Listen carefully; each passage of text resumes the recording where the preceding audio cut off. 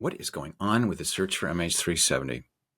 Hi, everybody. It's March 8th, 2025, the 11th anniversary of the disappearance of MH370. I'm aviation journalist Jeff Wise. What's different about this anniversary compared to every other anniversary over the last 7 years is that there is an active search on for the plane. Or really, there sort of is. It's not really entirely clear. Today, I'm going to talk about what we know about the confusing status of the search and what the possibilities are going forward.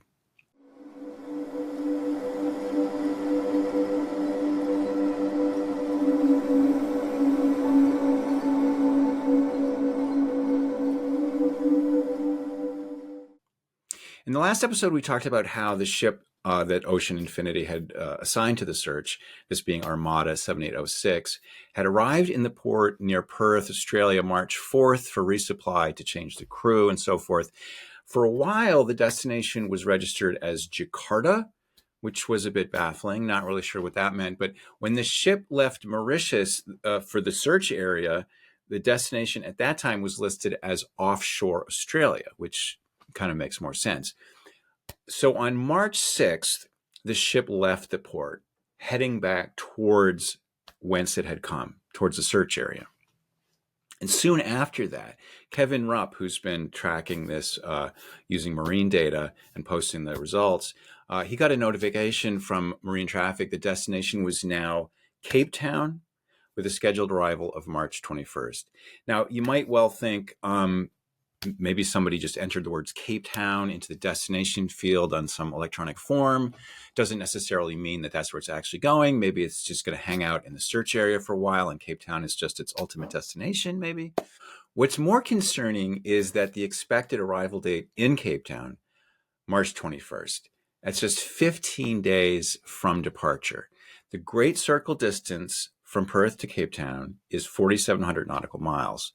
At 10 knots, which is kind of a rough approximate speed, that's 240 nautical miles a day. That's a 20-day trip.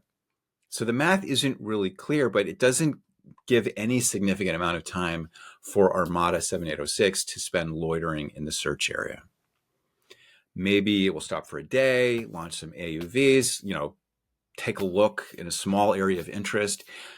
But if the marine tracking information is at all accurate, it's not going to be continuing the seabed search in any significant way. Neither Ocean Infinity nor the Malaysian government has given any kind of explanation as to what's going on, which is not atypical. They've been pretty tight-lipped throughout the process. Okay, so where are we?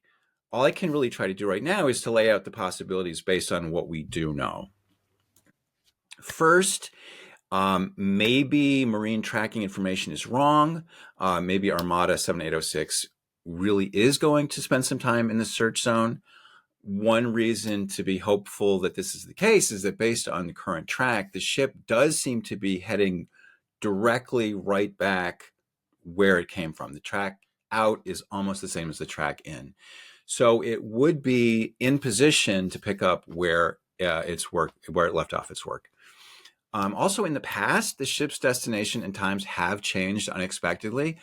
For instance, while it was in port just now, it was scheduled to leave at March 5th at one point based on that marine tracking data. And then that got moved forward to March 6th. So that tracking information is not immutable gospel. On the other hand, when the ship was underway, this marine traffic data has been accurate in the past. So, for instance, when it left the search area on February 27th, it listed its destination as Fremantle, Australia, and that is indeed where it went, more or less. So, if we assume that that data is accurate this time, too, there are various possibilities that people have been speculating about. How do we explain this? One idea that people have talked about is that maybe during the recent scanning work, they saw the wreckage or a piece of the wreckage, and they are going to go quickly back to the site, retrieve the black boxes, and go on to Cape Town. Unfortunately, a big problem with this idea is that, as far as we know, this particular ship is not equipped with an ROV, with a remotely operated vehicle that can retrieve a black box. And getting one would be a really lengthy process. David Byers, friend of the podcast, who's been helping a lot with this marine traffic information, he posted to the show page chat on Substack an exchange that he had with Kevin Rupp. He asked, quote, "Big question would be recovery. If they find it, who would take care of that?" Rupp answered, "Good question. We don't know. The only vessel Ocean Infinity has that is capable would be Island Pride, and that ship is in the middle of the Atlantic right now. Maybe another outfit." So that kind of definitive resolution of the case does not seem to be in the cards, unfortunately. Another possibility is that during the recent scanning work, they spotted something that raised their hopes, but that needed to be clarified. Like if they, say, spotted a single piece of aircraft debris on the seabed, that would mean that the rest of the wreckage would have to be nearby within a fairly tightly constrained area, and that could be searched quickly, and then the ship could go off to Cape Town. Victor Ianello was exploring this idea on his blog when he wrote, quote, "Armada 7806 remains on course towards a steep slope that was searched in the previous phase. Revisiting a previously searched area is a very good sign." He might be right. That could be the case. I personally think that if Ocean Infinity had a confirmed sighting of a piece of MH370 on the seabed, I don't think it would just do a casual, quick follow-up en route to somewhere else. I think that this would be a world historical event. It would really be, I think, an all-hands-on-deck moment for Ocean Infinity. I mean, the people involved in this search would have to recognize that this is, something that would be in their obituaries when they eventually die. This is like a life-changing event. So would they just do it casually en route to somewhere else? I don't think so. But who knows? It's possible. Let's talk about another possibility. We haven't heard definitively from either Malaysia or Ocean Infinity that a contract has been signed, even though Malaysian Transport Minister Anthony Loke announced back in December that the search was back on.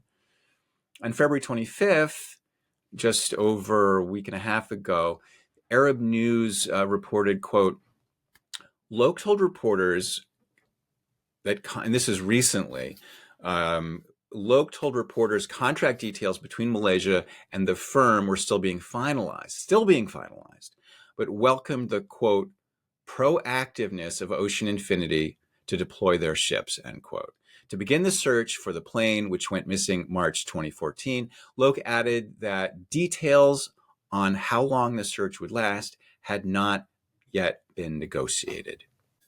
What if Ocean Infinity has been carrying on the search on the understanding that the contract signing was imminent, but that Malaysia kept dilly-dallying? And what if, and here's a really intriguing possibility, what if they found the plane or even a highly promising clue, and then they realized, wait, if we announce we have found this thing and Malaysia hasn't signed the contract, we're out $70 million.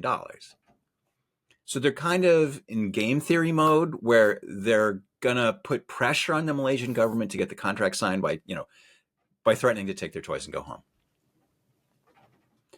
Actually, this scenario works even if they haven't already found the plane. If they're just sick of Malaysia's dilly-dallying and they want to play hardball by effectively calling off the search until Malaysia puts its John Hancock on the deal. We don't know. These are just speculations. These are some ideas that are getting mooted around. As I am talking to you right now, the most recent data that Kevin Rupp has posted shows Armada 7806 about 575 nautical miles from the search area, moving at a speed of 8.9 knots, meaning it should arrive in the search area around the morning, by my calculations, around the morning of Tuesday, March 11th, Universal Time. That would be later in the day, local time. Once it does arrive, I think clarity will emerge in short order. Hopefully either they've found the plane or they'll get back to work and scan a nice big area for us before heading off. And if they don't, if they do continue the search and they don't find the plane, then we're going to be at an impasse. And frankly, I think we need to have a serious discussion about a different approach going forward. It might seem premature to talk about next steps, given that we don't really know what's going on with the search, but it is the 11th anniversary, and I think this is time to think about the big picture, right? For 11 years now, the focus has been on searching the seabed on the assumption that the plane went south based on the calculations from the Inmarsat data. And of course, debris was later turned up in the Western Indian Ocean. But if the plane isn't found during this third search, I think there's really no more hope for this approach. I don't think there can be or should be a fourth search. I think we've run out of ideas on this front. We're left with a new kind of challenge, which is how do we make sense of the plane if it didn't go where the calculation said it did? What other options do we have? Now, the fact is that there are different answers to these questions. I've proposed an answer. Others have proposed answers. And these answers have different degrees of merit, frankly. In the course of this 2-season podcast that you're listening to right now, I've tried to go through the pros and cons of some of them. Some of them I think are just too ridiculous to really weigh on even. And some of them I think are just intentionally misleading. But what I think is unambiguous is that just having an extended conversation, whether on YouTube or Substack or Twitter or Blue Sky or Victor's blog or wherever, what we're going to get is a proliferation of ideas with no sense of moving towards a conclusion, no forming of a collective consensus. Or if there is a consensus, it's not one that's informed by, careful expert reasoning of the evidence. It's all about just vibes and what appeals to people on a gut level who then want to go arguing about it on public forums. Without a government body like the ATSB or the NTSB here in the States, there's no authority to winnow the wheat from the chaff.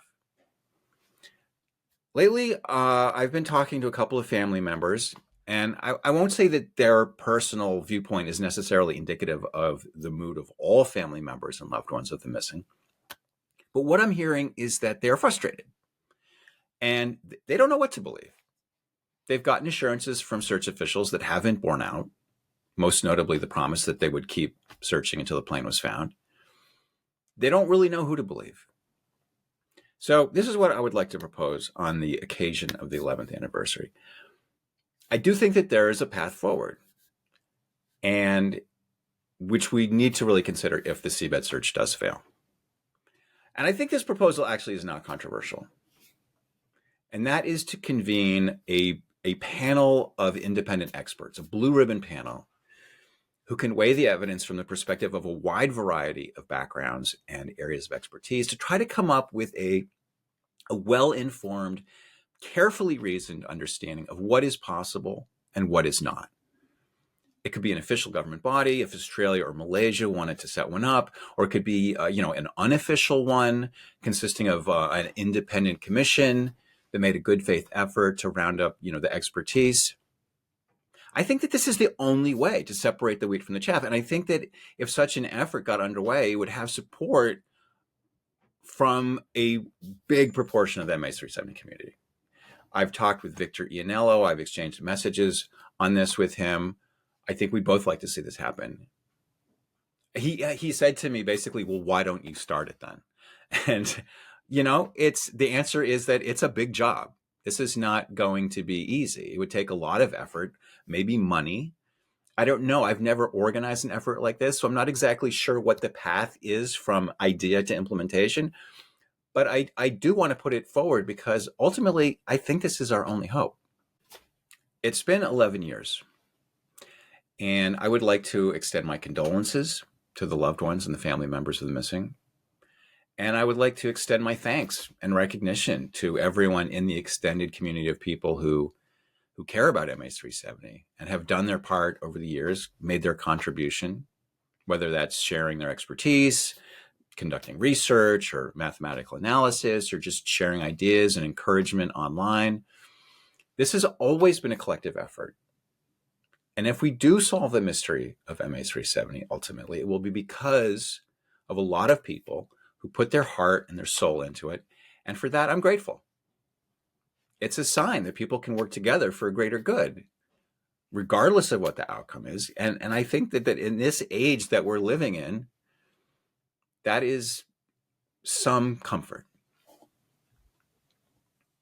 Well, that's all I have for you today. As always, if you want to sign up for the free newsletter, please visit the show page at findingmh370.com. And if you want to support the podcast, I'd invite you to consider a membership on this YouTube channel.